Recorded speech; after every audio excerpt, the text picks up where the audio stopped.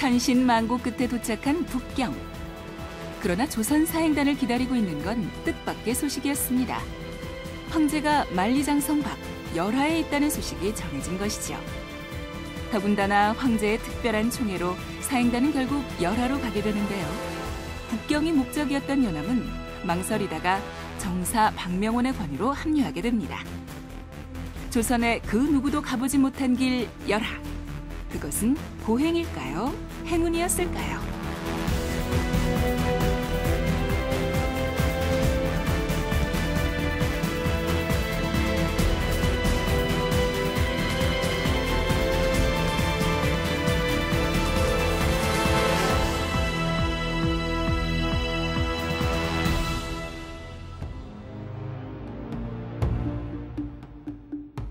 곧장 열하로 향한 연암 일행은 만리장성 북쪽 고북구에 닿습니다. 열하로 가는 관문이자 북방의 중요한 요새였던 고북구는 몽골족의 침공으로부터 북경을 방어하는 제1선이었죠. 그런데 연암은 여기서 특유의 기발한 행적을 남깁니다.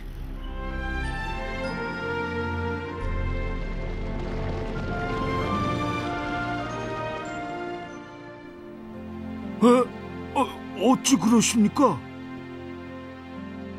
대장부가 만리장성에 왔으니 뭔가 남기고 가야 하지 않겠느냐. 여기에 내 이름을 남길 것이다. 건융 45년 경자 8월 7일 밤 삼경, 조선의 박지원 이곳을 지나다. 이렇게 머리가 새어서야 비로소 장성 밖을 나가게 되다니. 나는 한낱 서생일 뿐이로구나.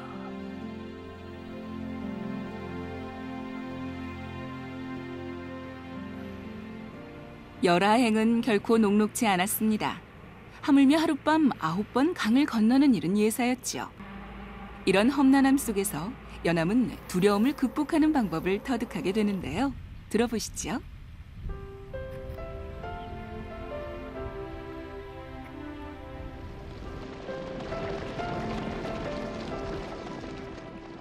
옛 사람이 위태로운 것을 말할 때 장님이 애꾸말을 타고 한밤중에 물가에 선 것이라고 하더니 오늘 밤 우리가 그 꼴이네 그랴. 그건 맞는 말이지만 제대로 된 말은 아닐세. 어째서 그런가?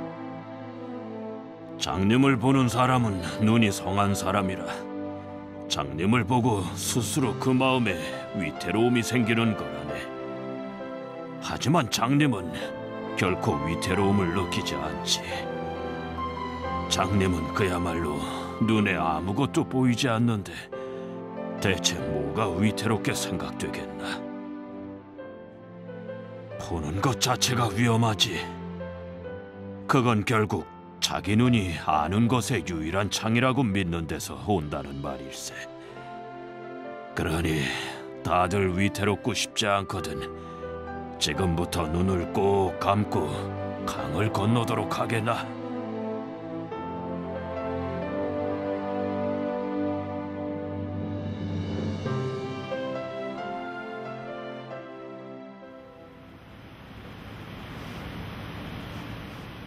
말 55필과 선발된 74명의 사행단이 오른 열하행. 급류를 헤치며 700리를 걸어온 그들은 육고 난하를 건너 열하에 도착했습니다.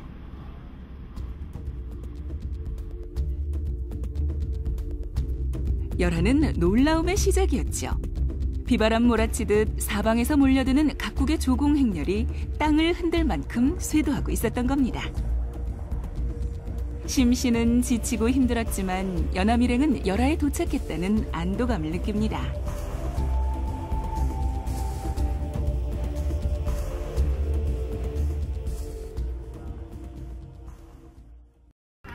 그리고 연암은 곧바로 열하의 형세를 가늠하며 이곳이 황제의 별장 이외에 다른 뜻이 숨어 있다는 걸 간파합니다.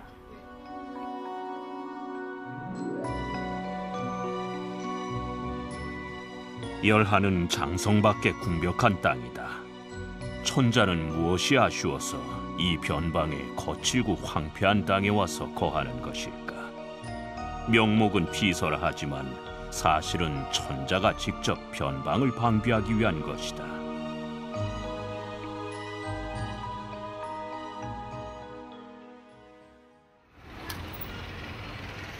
일 년의 절반 이상을 머무는 황제의 별장. 실제로는 이민족을 경계하고 견제하기 위한 정치적 공간이었던 겁니다.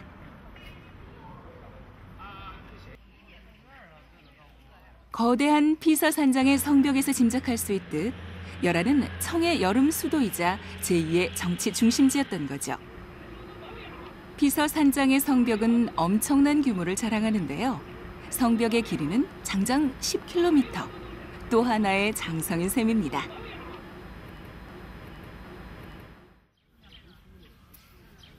초원과도 같은 황제의 사냥터, 만수원입니다.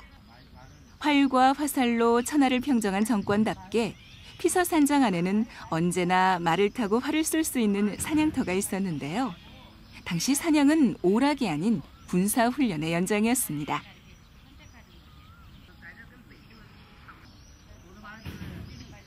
겨울에도 물이 얼지 않는 호수를 끼고 있는 피서산장. 지금 황제뿐만 아니라 많은 사람들이 이곳에서 더위를 식히며 휴식을 취하려고 찾아옵니다. 피서산장은 중국 강남의 정원을 모방해서 지었다고 하는데요. 지금 이 호수도 항주의 서호를 본따 지었다고 합니다.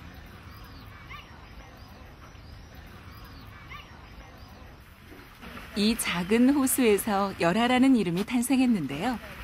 연암은 열하를 천하의 두뇌로 인식하며 그 정수리에 앉은 황제가 몽고의 목을 틀어잡고 있다고 내다봤습니다. 폭염을 피해가듯 황제는 이곳에서 이민족과의 분열과 갈등을 조정하고 융합해 갔던 것이지요. 청은 국가 건국 이후에 최대 위협 세력으로 몽고와 유목 세력, 서북 쪽에 있는 유목 세력들을 지목을 하고 이네들을 다스리기 위해서 이번원이라고 하는 별도의 정치 기구를 설치를 합니다. 그리고 이 이번원이 있는 곳과 북경, 실질적인 청의 중심지인 북경, 요 사이에 둔 것이 뭐냐면 열하라고 해가지고 약간 북쪽에다가 두는 것입니다. 명목은 휴양지. 하지만 속내는 중국 변방을 지키기 위해 황제 자신이 직접 외교 활동의 거점을 구축한 겁니다.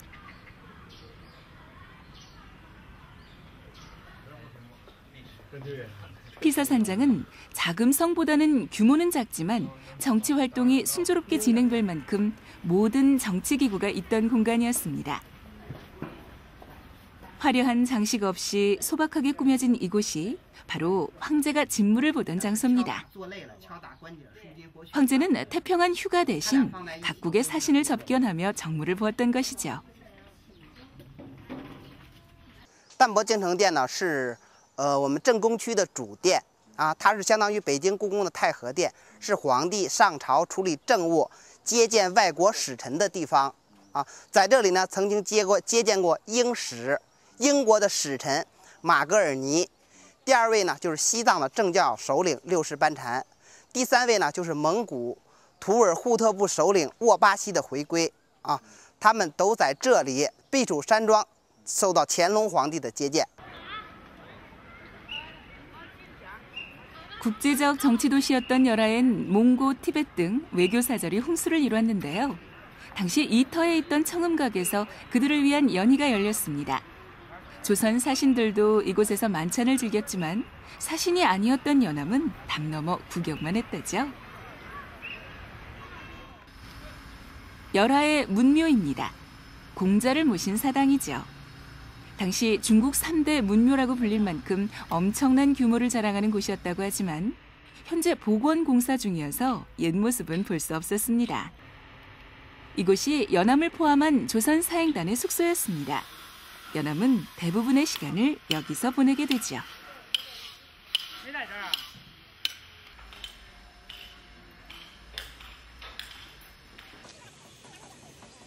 문묘에 머물던 6일간 연암은 명륜당 앞 행랑에 유숙하던 왕민호, 윤가전, 기풍액을 만나 역사와 풍속, 음악과 황교, 천문학 등 찬란한 토론을 나눕니다. 쉴 새 없이 뻗어나가는 필담이 끝나면 연암은 달빛에 젖어 명륜당을 거닐었는데요. 당시 경건한 명륜당 앞에서 함부로 잠든 중국 관리들의 무례함을 보고 오랑캐에 대한 모멸감을 드러내기도 하죠. 아무리 오랑캐 놈들이기로 저 꼬락서니 하고는 그들이 누워있는 자리는 곧 선성 선현께 석전제를 거행할 때 쓰는 탁자다. 어찌 감히 이를 침상으로 대용할 수 있으며 또 어찌 감히 그 위에 엎어져 잘 수 있단 말인가. 이런 이유 때문일까요? 연암은 거리 구경을 하다가 술집에서 한껏 호기를 부리게 되는데요. 나그네의 객기일지 용기일지 한번 가늠해 보시죠.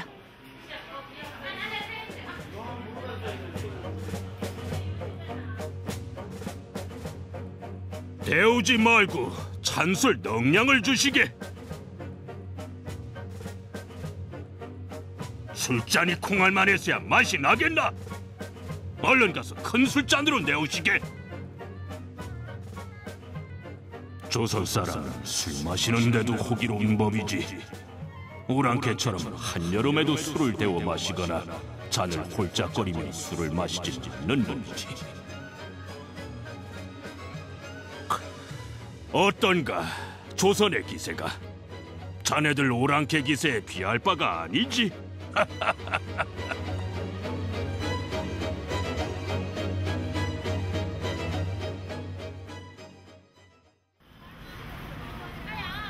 피서산장 옆에는 관제묘가 있습니다.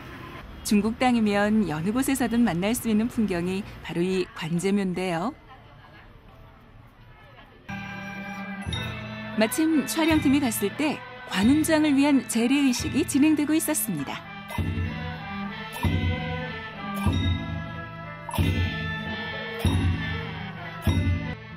(1년에) 단 한 번 단오날 볼 수 있는 의식이죠.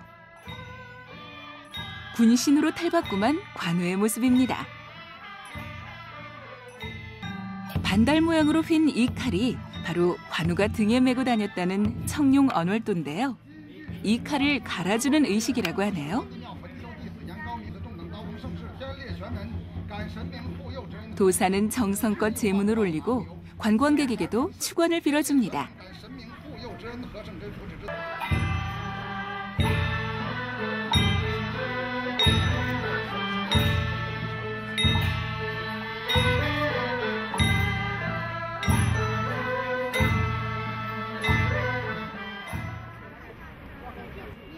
이곳은 건융제의 회유 정책으로 건축된 외팔묘입니다. 피서산장 성벽 밖에 세운 8개의 사원인데요. 몽골, 티베트 등 외국 사신을 위해 특별히 만든 겁니다.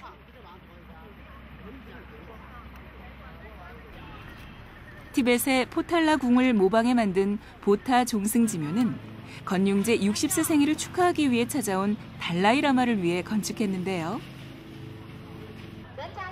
외팔묘 가운데 가장 크고 화려합니다. 지금도 티벳 불교인 황교를 숭배하는 사람들의 발길이 끊이질 않는데요. 황제가 사교인 황교를 묵인하면서 이런 건축물을 세운 의도는 뭘까요? 황제는 서본의 승황을 스승으로 삼아 황금전각을 지어서는 거기에 왕으로 좌정시키고 있다. 명목은 스승으로 모시면서 실상은 황금전각 속에 가두고 하루라도 나라가 무사하기를 바라는 것이다. 그렇고 본즉 서본이 몽고보다도 더 강한 것을 알 수 있다.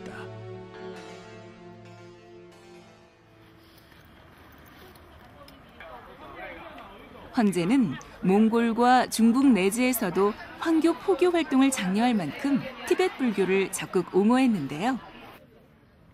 이런 종교적 유화 정책은 황제 자신의 봉건 통치 체제 강화뿐 아니라 황교를 신봉하는 몽골족을 달래고 티벳과의 동맹을 위해서도 필요한 조처였습니다. 사원은 관세음 보살로 추앙받는 달라이라마 8세에 대한 무한한 존경을 담아 화려하게 꾸며졌는데요. 특히 청동에 금박을 입혀 멀리서도 금빛 찬란한 지붕을 볼 수 있게 할 만큼 아름답고 장엄하게 만들었습니다.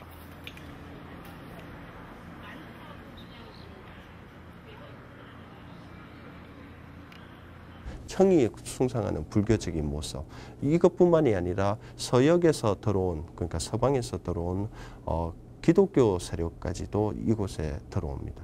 그래서 다양한 제세력의 문화와 정치가 집중되어 있는 곳, 그리고 이런 곳을 황제가 여름이지만 일정 기간 동안에 가 있는 동안에 제4행단이 반드시 열하에 와가지고 황제를 이제 배하를 하거나 각종 의례 행사에 참가하도록 정례화시켰다라고 하는 점에서 이 열하는 청의 북경 못지않는 청의 국가 운영의 중심지이자 문화 중심지이고, 그리고 특히나 대외 관계에 있어 가지고 가장 상징적인 장소다라고 볼 수가 있습니다.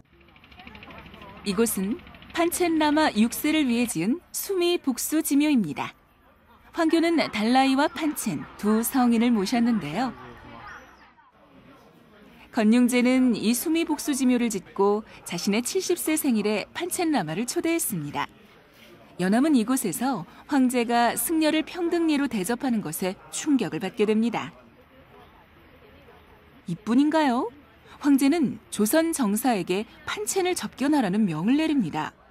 열하에 도착한 지 이틀 만에 떨어진 날벼락이었죠.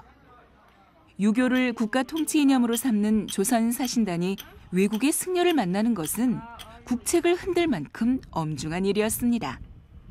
황제의 명을 어기면 유배나 형벌을 받을 것이고, 승려를 만나면 귀국 후 구설에 휘말릴 처지였던 겁니다.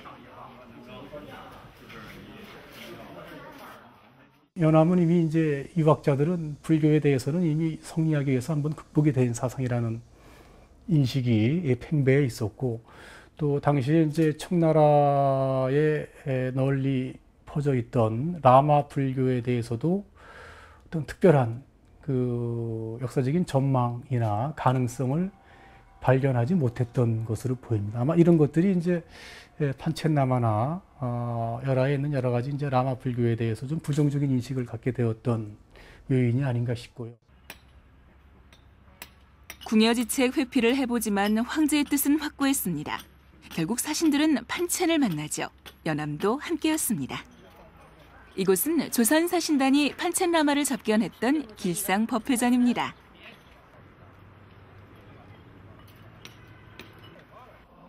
울며 겨자 먹기로 접견을 한 사신단은 예도 제대로 갖추지 않고 형식적인 면담만 주고받다 뻣뻣하게 나옵니다.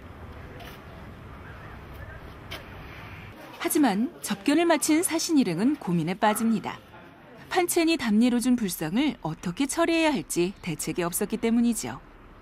유학을 숭상하던 조선에 가져가자니 유림의 눈치가 보이고, 그렇다고 황제가 어려워하는 판첸의 선물을 버릴 수도 없고, 결국 귀국길에 묘향산 사찰에 불상을 놓고 갔다고 하네요.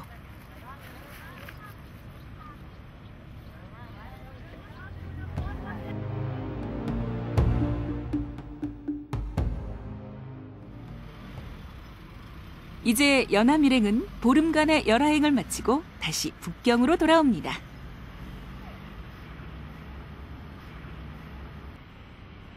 열하에서 그들이 북경으로 들어온 곳은 덕승문. 북경에 잔류했던 사행 일행은 이 덕승문에서 마중했는데요. 역관들은 필담 뭉치 만든 연암의 행장에 실망했다고 하죠.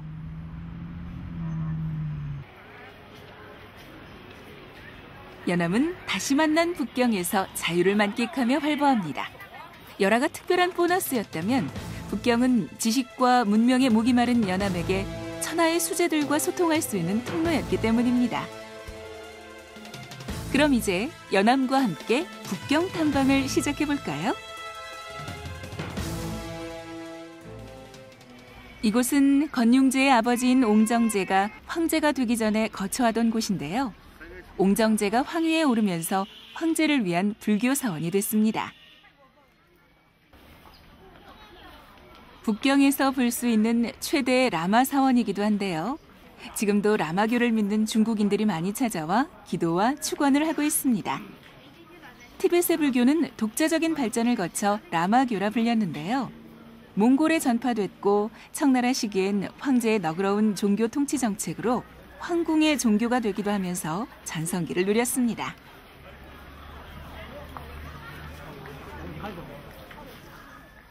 국가 운영의 한 형태로서 이 이데올로기로 활용하기 위해서 이 불교라고 하는 것을 많이 받아들이고 그런 요소들을 많이 이제 접목을 시키는 겁니다. 그래서 명계에는 불경 간행이 아주 적습니다. 불경 간행이 적지만 청대에는 불경 간행이 엄청나게 많이 확장이 돼 있습니다. 그리고 다수가 있고요. 그리고 그런 불경을 간행을 하면 그것을 그 해당 국가들, 불교를 숭상하는 국가들에게 황제가 직접 황제 명의로 문서로 만들어 가지고 하사를 해줍니다. 그것은 이제 청이 세계 제국으로서의 면모를 보여주자라고 하는 측면도 있다고 볼 수가 있습니다. 옹화궁 맞은편에는 사신들이 꼭 들러 참배를 했다던 공묘가 있습니다. 이곳엔 공자와 제자들의 위패가 봉헌돼 있는데요. 유학은 조선과 중국 역사를 관통하는 지배적인 사상으로 발전하면서 조선의 통치 이념이기도 했습니다. 하지만 중국은 청나라가 집권하면서 유학은 더 이상 국가 이데올로기로 성장하지 않았습니다. 可是在中国已经作为口头说说而已了，所以这个就是很鲜明的一个对比。所以有人说，这个儒家学说在明朝后半以后呢，就它的中心呢，可以说已经转到了朝鲜半岛。 공묘 바로 옆에 태학이 있습니다. 조선의 성균관과 같은 곳이죠. 사신들은 이곳에 들르면 비림을 찾았다고 하네요. 원대부터 명청대에 이르기까지 과거에 급제한 사람의 명단이 기록돼 있다고 하는데 입신양명을 꿈꾸는 조선 사대부들의 소망이 느껴집니다.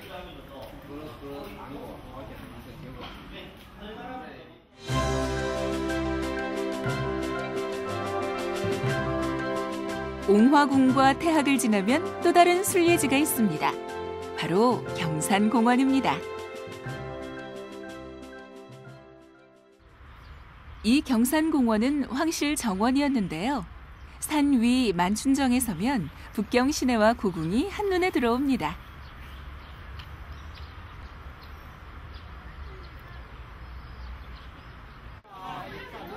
관광객의 발길이 끊이질 않는 경산공원 내에는 명의 마지막 황제인 숭정제의 순국처가 있습니다. 이재성이 북경을 공격하자 숭정은 나무에 스스로 목을 메고 명나라는 결국 역사 속으로 사라졌죠. 사신들은 이곳에서 청나라 관리 몰래 눈물을 훔치며 머리를 조아렸다고 하네요. 우리나라 충북 괴산에도 숭정제의 사당이 있는데요. 바로 만동묘입니다. 이곳엔 명의 마지막 황제 숭정제와 할아버지 의종의 신위가 모셔져 있는데 당시 청을 배척하고 명에 대한 의리를 지키던 송시열의 유언으로 건립됐습니다. 임진왜란 때 조선을 돕기 위해 원군을 파병해준 보답이었죠. 해마다 수천 명의 유생이 모여들 만큼 조선의 숙명 사상은 뜨거웠습니다. 호수 위 고즈넉한 오룡정도 보이는데요. 북경에 온 사신들이 자주 찾던 장소입니다. 오룡정은 18세기 연행도를 그린 화첩으로도 기록돼 있을 만큼 이름난 명소입니다. 지금도 북경 시민은 물론 관광객들의 쉼터로 애용되고 있는데요. 흥겨운 연주 한번 들어볼까요?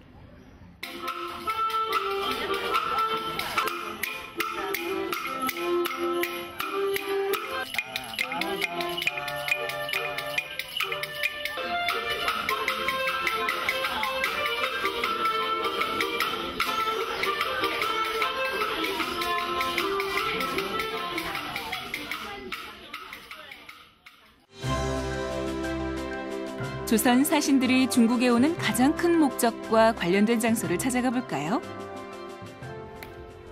북경 사람들의 휴식처라고 불리는 이곳은 천단공원입니다. 아침부터 여럿이 모여 운동을 하고 춤도 추고 다양한 활동을 하는 정말 북경인의 놀이터로 보입니다.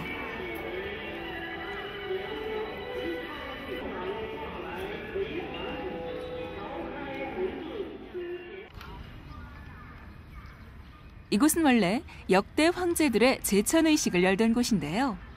조선은 동지를 전후해 시간을 구분하고 날짜의 순서를 매긴 책략을 받기 위해서 동지사를 파견했습니다.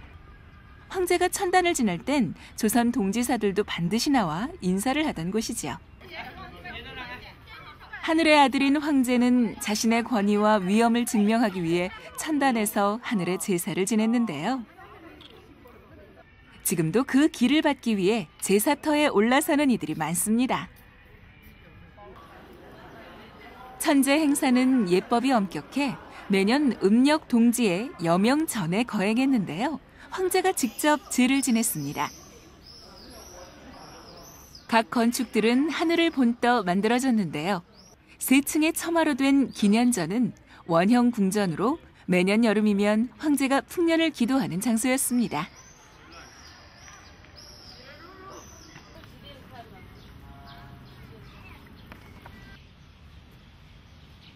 사신단이 둘러보던 명소 중엔 이 오탑사도 있습니다. 5개의 탑이 있어 오탑사라 불리지만 정식 명칭은 진각사인데요. 명나라 때 인도풍으로 만들어졌습니다. 오탑사 동쪽엔 아주 많은 비석들이 서 있는데요. 예수회 성당과 묘지에서 옮겨온 것들입니다. 청의 강희제는 선교사들로부터 서양의 학문과 기술을 도입해 역법과 수학, 통계, 지리 등을 폭넓게 익혔는데요. 이런 혁신으로 청의 문명은 눈부시게 발전합니다. 当时呢，这个康熙也好，还是乾隆皇帝也好吧，对教会的这种宽容政策还是比较好的，因为他们看到了西方传教士在中国所做的这种贡献，尤其在科学方面。 甚至于在这个天文学还有医学方面都做了很大的贡献。比如说，这个康熙皇帝当时呢得了一种病叫天花，这个病呢中国治不好，所以这种病是一种致命的病，就是说得了这个病活的这个几率很少的。这就是靠着这种中国的靠着外国传教士的这个西方的这个医药而得到治愈。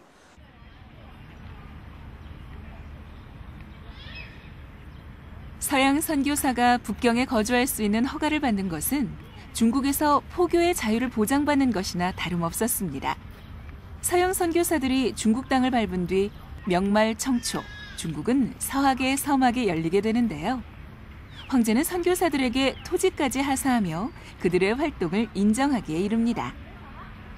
마테오 리치가 중국 활동의 입지를 획득하던 17세기 초, 조선에도 서학이 전해지게 됩니다.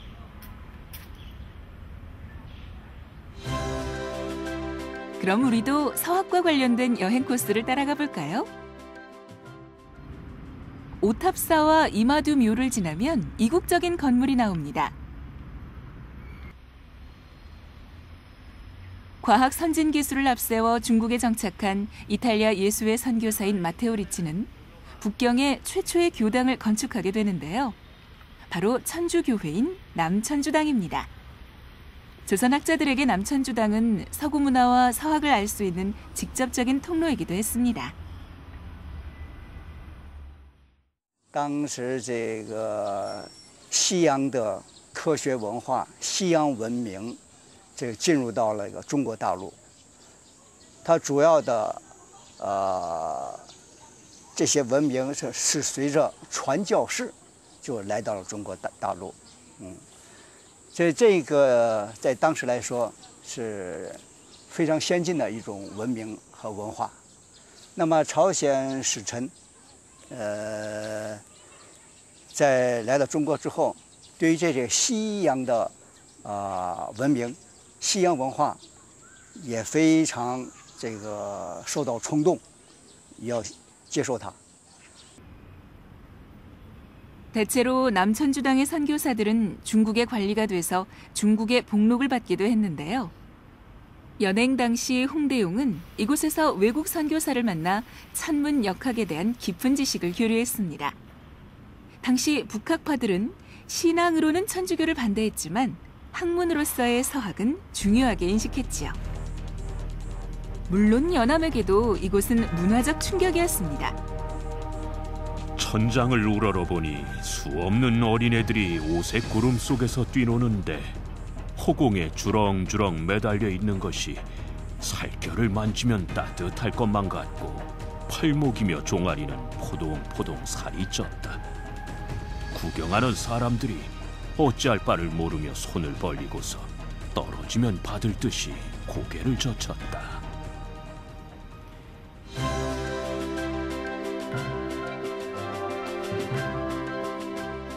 이곳은 명청 양대의 국가천문대인 고관상대입니다. 중국 천문학에 불을 밝힌 장소인데요. 명나라 때 독일인 선교사 아담 샬이 천문과 역법 등을 전하며 중국은 중세 서구 문물의 수혜를 입습니다. 아담 샬은 후일 청해 천문대장인 흠천감 감정으로 활동하는데요. 당시 소현세자는 그와의 교류로 서양 문물에 눈을 뜨게 됩니다. 아담 샬은 후일 청해 천문대장인 흠천감 감정으로 활동하게 됩니다. 汤若望呢，他是一个可以说是研究天文学的非常有名、非常有权威的一个什么科学家。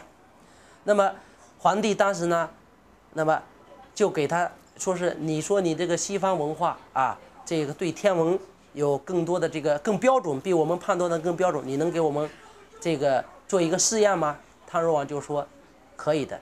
所以说他嘛就这个汤若望呢就利用西方的科学仪器。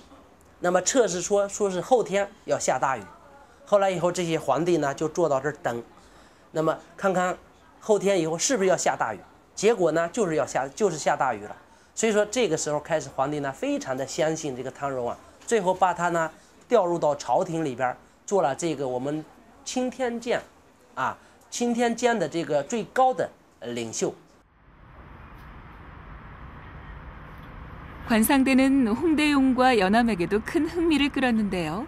황제의 허가 없이 출입할 수 없는 금지구역이라 둘 다 직접 보진 못했습니다. 이런 관심과 연구로 홍대용은 지동지전서를 내놓았는데요. 연암 역시 지동지전서를 확신하고 있었죠. 그 박지원과 함께 떠났던 노이점이 남긴 그 연행록이 있어요. 여길 보면 그 북경에서 그 박지원이 그 해와 달이 돌고 또 지구도 돌면서 자전한다고 이렇게 말한 적이 있죠. 같이 있던 그 노이점은 주자가 그 하늘은 둥글고 땅은 네모지다 이런 그 천원제박 이론을 가지고 반대하죠. 하지만 이제 그 연암의 이야기가 아주 신기하고 또 뭐라고 할까요? 그 좀처럼 전 시대 사람들이 그 하지 않았던 말을 했다고 감동받죠.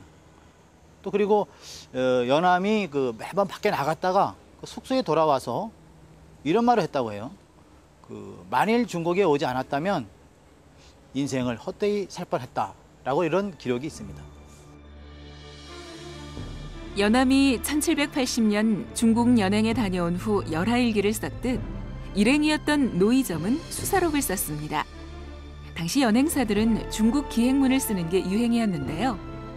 연암과 같이 중국을 다녀온 노이점의 수사록은 열하일기와 묘한 대조를 이루며 연암과 상반된 입장을 보여주고 있습니다. 그 노이점의 사대조가 임진왜란 때 금산전투에서 그 조헌과 함께 순직하게 되죠. 그 조선을 도와줬던 명나라마저 청나라에 의해서 그 멸망하자 노이점은 자연히 그 배청 사상을 가지게 되죠. 열하일기의 그 일신수필을 보면 배청 사상을 가진 사람을 그 상사와 중사로 묘사하고 있어요. 근데 마치 그 노이점을 형상화한 것 같습니다. 이번에는 연암이 북경에서 제일 가고 싶었던 곳을 찾아가 볼까요? 학자들의 요람이자 문화의 특별지대였던 유리창입니다. 본래 유리창은 유리 기와를 만들던 곳인데요. 청해 건융제가 사고전서의 편찬 사업을 진행하는 동안 전국의 책들이 이곳에 들어오면서 유리창은 학예의 열풍지대로 변했습니다. 수십 개의 서점이 성시를 이뤄 오늘날 출판 도시를 방불케 했지요. 이젠 옛날의 영광은 간데없이 오랜 골동품 상점만 명맥을 잇고 있는데요. 당시엔 문화거리답게 중국의 문인학자들이 모여 살아 조선 지식인들이 그들과 교류할 수 있는 선망의 장소였습니다. 특히 서점들은 다투어 조선인에게 책을 구해주고 정보도 제공했다고 하네요. 当时琉璃厂就集中了这个中国最有名的文人，不单是在北方在北京的，江南的文化人也都到这个琉璃厂来，特别是和这个朝鲜的使臣来的时候，他们都事先都有联络知道哪个使臣来了，就从南方赶过来，来到琉璃厂某个书店来聚会，谈论诗歌，谈论这个学术。 연암 또한 유리창의 문화적 가치에 흠뻑 매료돼 시간 가는 줄 모르고 돌아다니는데요. 혼자만의 여행에 무척 즐거웠나 봅니다. 그러나 실제 연암은 중국에서 이야기를 나눌 수 있는 친구를 사귀고 싶어 했습니다.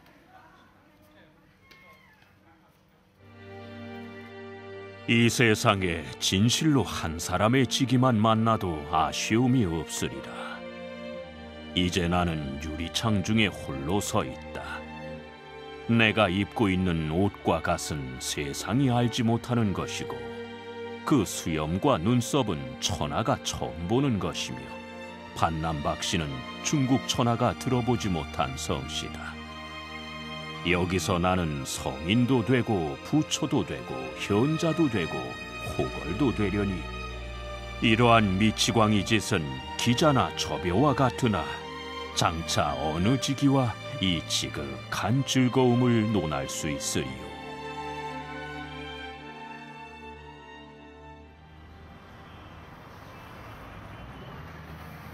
연암은 유리창 양매죽사가에서 중국 학자 유세기를 만납니다. 유리창 인근 지역에서 조선의 실학자들은 연암처럼 중국 학자들과 만나기 위해 애씁니다. 이러한 배경에는 북경을 다녀온 담헌 홍대용의 영향이 큽니다.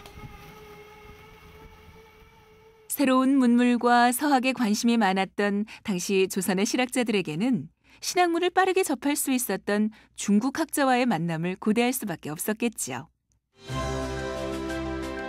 그럼 이제부터 그 만남의 공간을 살펴볼까요?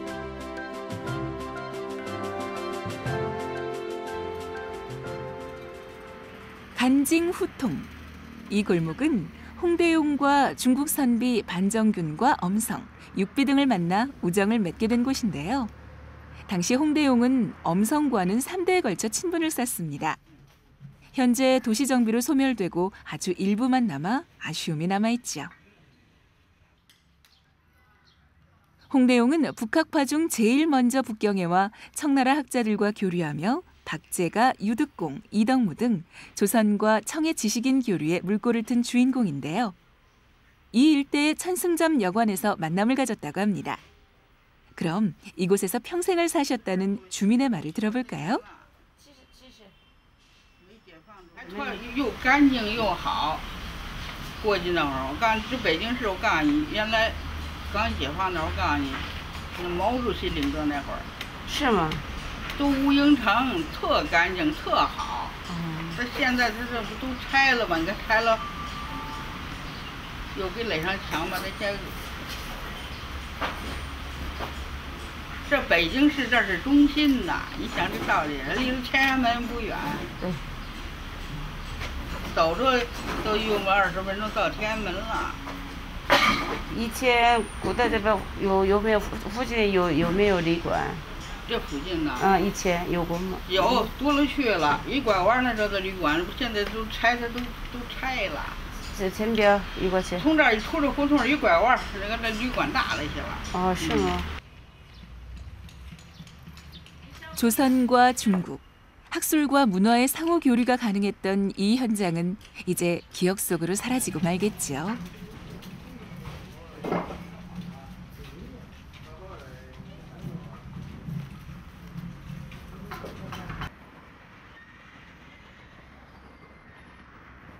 이곳은 사고 전서의 총책임자이자 예부상서였던 기효람의 집입니다. 박제가는 3차례 북경을 오가며 100명이 넘는 학자들과 교류했는데요. 특히 기효람은 그를 높이 평가해 친밀한 교감을 나눴습니다. 건륭의 명령으로 편찬된 사고전서는 금서를 색출하고 황실의 통치와 업적을 찬양하기 위해 만든 대규모 학술 사업인데요. 10년간 3만 6천 책 분량으로 7질만 만들어졌습니다. 그런 학계의 거물 기효람과의 교류는 박제가에게 매우 특별한 것이었겠지요.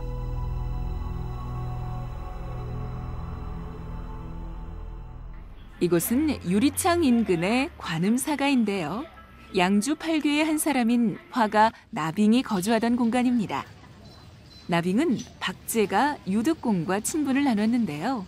서로 주고받는 시가 셀 수 없었다고 합니다. 나빙과 교류했던 관음사 일대는 이제 일반인들의 살림살이로 채워져 있습니다. 사고 전서가 완성된 후 유리창 서점들이 점차 문을 닫게 되자 19세기로 접어들면서 교류의 맥은 관음사를 비롯한 법원사, 보국사 등지로 대이동을 하게 되는데요.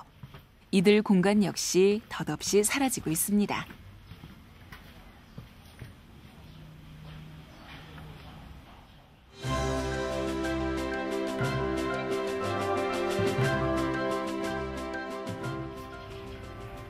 법원사는 추사 김정희가 북경에 체류하면서 스승 박제가와 친분이 있던 중국 대학자 완원과 옹방강을 만난 곳인데요.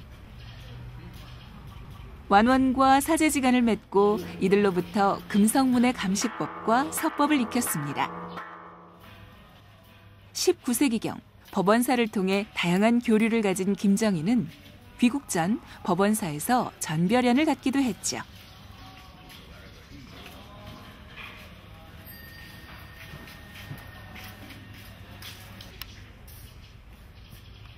(19세기) 초 조선과 청나라 간의 교류 공간이 바뀌면서 연암의 손자인 박 교수도 법원사를 이용했는데요. 이런 교류들은 은둔의 나라로 자족했던 조선에 큰 반향을 일으켰습니다.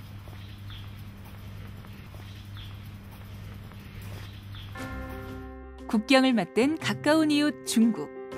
그 길은 사신들과 학자, 왕과 포로들까지 많은 사람들의 왕래로 채워진 우리 정치문화사의 중요한 역사적 공간이었습니다. 선망과 비판이 교차하는 생생한 역사의 현장이었던 중국 사행길. 조선은 북경을 통해 중국을 이해했고 그들의 선진 문물은 북경을 통해 조선에서 발현됐습니다.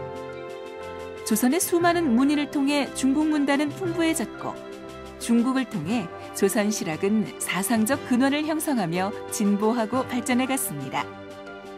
두 국가의 사상의 자양분이 흐르고 스며들지 않았다면 불가능한 일이었습니다. 오랜 세월 4대 외교라는 굴레와 멍해를 안겨주던 중국행.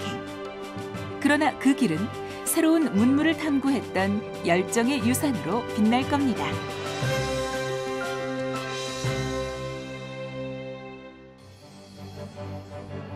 압록강에서 북경까지 2,300여 리, 북경에서 열하까지 다시 700리. 연암의 길은 설렘과 경의와 성숙으로 익어가던 모험의 길이자 역사의 길이었습니다.